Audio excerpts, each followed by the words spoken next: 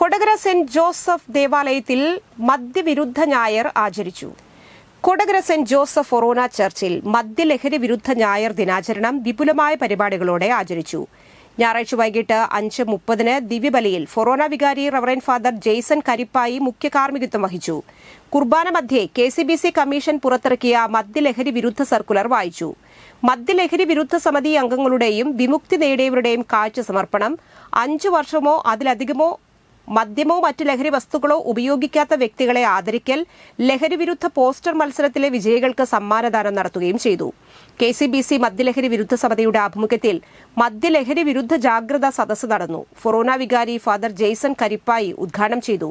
KCBC മദ്യലഹരി വിരുദ്ധ സമിതി പ്രസിഡന്റ് സിജോ ചിറയത്ത് അധ്യക്ഷത വഹിച്ചു.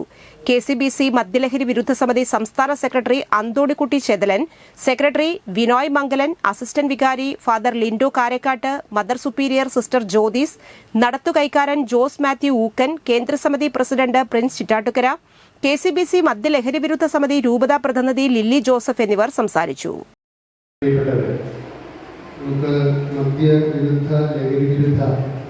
ദിനാചരണമായി KCBC ആഹ്വാനം ചെയ്തിരിക്കുന്ന ഒരു പ്രത്യേകമായ ദിവസമാണിത്. എല്ലാ വർഷവും കഴിഞ്ഞ 27 വർഷമായി KCBC മദ്യ ലഹരി വിരുദ്ധ കമ്മീഷൻ രൂപീകൃതമായിട്ട് അതിനുശേഷം എല്ലാ വർഷങ്ങളും ഇപ്രകാരം ഞായറാഴ്ച മദ്യലഹരി വിരുദ്ധ ഞായറാഴ്ചയായി ആചരിച്ച് വരികയാണ്. തീർച്ചയായും മദ്യത്തിൻ്റെ വിൽപ്പന തുടങ്ങിയ നാൾ മുതൽ തന്നെ അതിനെതിരായുള്ള പ്രതിഷേധങ്ങളും സമൂഹത്തിൽ അലയടിക്കുന്നുണ്ടെന്ന് നമുക്കറിയാം.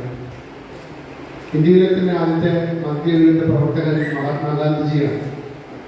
ഗാന്ധി മാർഗത്തിലൂടെ ചലിക്കുന്നവർ മദ്യപാനത്തിൻ്റെ വഴികൂടെ യാത്ര ചെയ്യരുതെന്ന് ഗാന്ധിജി ഉദ്ബോധിപ്പിച്ചിട്ടുണ്ട്.